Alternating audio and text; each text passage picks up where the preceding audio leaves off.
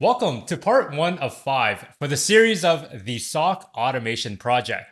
The goal here is to go from nothing at all to a full-blown Waza instance with SOAR integration, along with a fully functional case management using the Hive. You don't want to miss out on these labs because this will allow you to gain those hands-on experience that are needed to get into the field of cybersecurity, specifically within the domain of security operations. Now, I am sure there will be some errors popping up for some when tackling these labs, but that should help you build up your researching skills. In this part 1 series, we will be focusing on creating our diagram and mapping out how we want to build out our lab logically. The main thing here is to allow us to build a visual, so then we can start to understand how data might flow. And of course, what are the pieces required to make this all work? The reason I am doing it this way is because during some interviews, some would provide you with a whiteboard and ask you to draw a diagram of a basic lab and secure it. Now, hopefully, by participating in this lab, you'll gain a lot more confidence in doing so. To create our diagram, I'll use a site called draw.io because it is free to use and we love free. It is quick to access as well. The one thing to keep in mind is that these diagrams do not need to be pretty. You just need to do it and build it out. Now later down the road, you can go ahead and make it look pretty, especially if you are going to present this to a client. But if it's just for us in a lab environment, I'd rather you put in the work and focus on doing it versus spending hours on trying to make it look visually appealing. We'll start off by heading over to their site at draw.io. Under the search shapes, we can search for PC and hit enter. Now we can select any icon that you like. In my case, I'm going to select this PC over here. Now again, do keep in mind this does not need to be pretty just yet. As long as you create it and work out the workflow, you should be okay. Next, I will search for router and hit enter. And then let's take this icon. I will double click the PC icon and begin typing in Windows 10 client. And we do know for a fact that this will have the Waza agent installed. Next, I will search for internet. And I'll just take the first icon as the cloud. I'll double click it and then I'll type internet. That way, I just know what that is.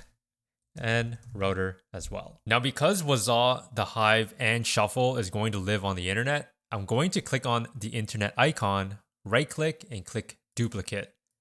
I'll duplicate this 3 times.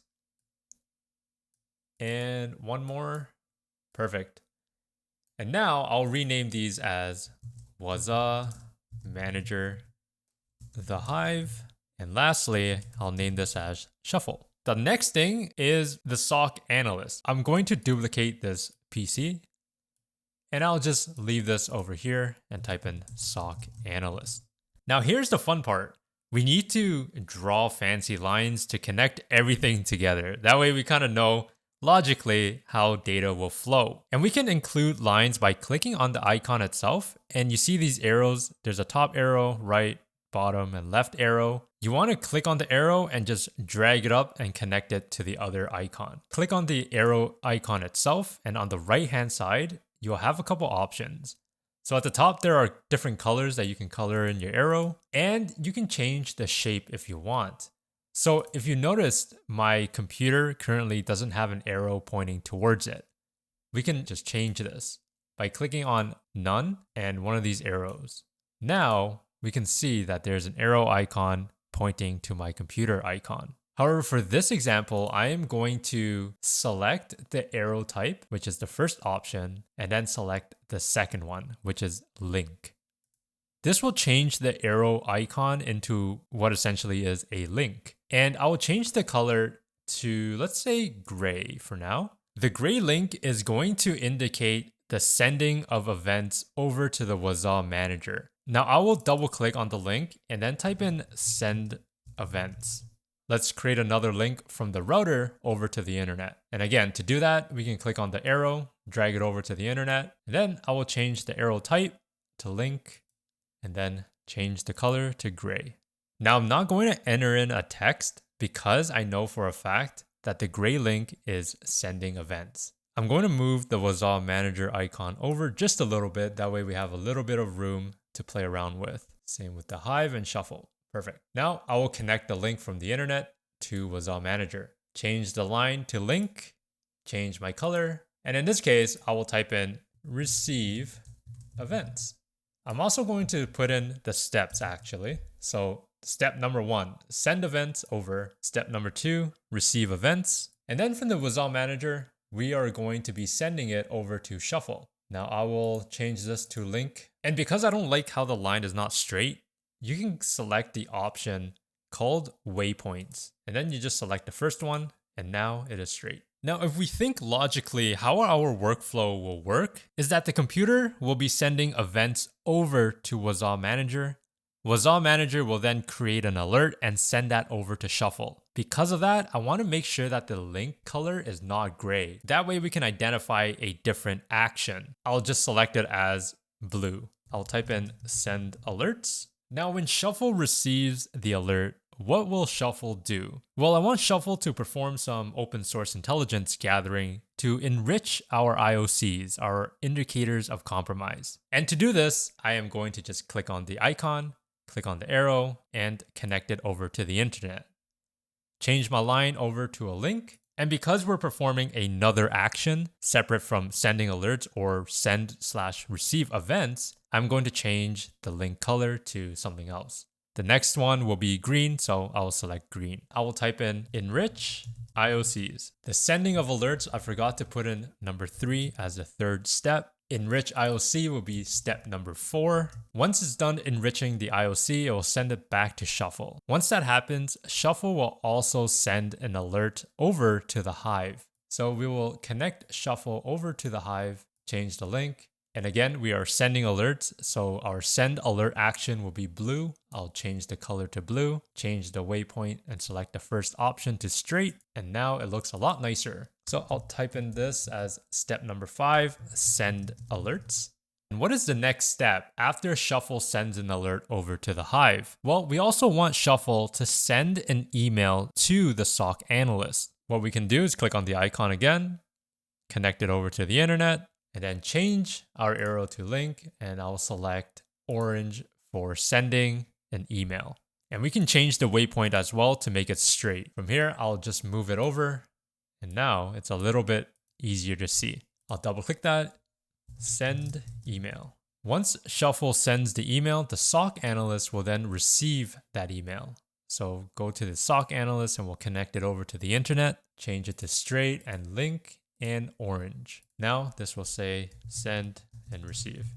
Then I forgot to put this here as step number 6, and then send and receive will be step number 7. Now when the analyst receives the email itself should contain details about the alert, and it should also ask the question of, do you want to contain or do you want to perform a certain action? Yes or no? And depending on the response, the action should then be sent over to Shuffle, which will be sent over to WASL, and then eventually to the Windows 10 client to perform that action. So let's draw that out. I'll click on the SOC Analyst workstation, connect it over to the internet, change it to straight, change my link, and I'll set this color to, let's just do red. That way it's a lot easier to see. And I'll move this over here, and then I'll type in step number 8, send response action. That goes over to the internet. The internet then goes over to Shuffle, change it to red. I'll move this over here again, change the waypoint to straight, and then I'll move the link over. Once Shuffle receives the responsive action, Shuffle should then send it over to WASL Manager. And then I'll type in step 8, send responsive action. Once the WASL Manager receives the responsive action, WASL Manager's next steps is to instruct the agent to perform that responsive action. I'll create a link over from WASL Manager to the Windows 10 client, and I'll change it to red again. And that way I can say perform responsive action. Another way of doing this is instead of using icons, we can just use text. So for example, I'll scroll down just a little bit, and then I will double click anywhere. This will open up a box, and then I'll click on text. From here, I can just type in Windows 10, What is the purpose of this machine? It is to send events. And then I'll click on the text and the arrow, click on text again. Now we will say WASA manager. What is the purpose of WASA? Well, trigger alerts. And what else? Maybe perform response actions. So far, so good. The next one is shuffle. So we'll type in shuffle, and the purpose of shuffle is to receive WASA alerts and send responsive actions. From shuffle, we want to also enrich IOCs, send an email, as well as create an alert on the Hive. Click on the up arrow. We'll start with open source intelligence. We will type in enrich IOCs, click on the down arrow, click on text, and now we'll say the Hive. The Hive's purpose is to create an alert in their case management system. And finally, shuffle also will send an email. So I'll type in email. The purpose of the email is to send email and responsive actions. Now, without using icons, we can kind of see the flow here, right? So we'll begin with Windows 10, send an event over to WASA Manager. WASA Manager will then look at those events and trigger alerts or perform responsive actions if required. Third, WASA will then send an alert over to Shuffle. Shuffle will receive the WASA alert and send responsive actions, along with enriching IOCs, sending an alert to the Hive for case management, and sending an email over to SOC Analyst. Hopefully, by following along, you understand that drawing a diagram is not that bad and doesn't have to be super complicated. Its purpose is to logically show how data will flow and what are the pieces to make everything work. Now we have a diagram built out and ready to go. This will be our reference point going forward.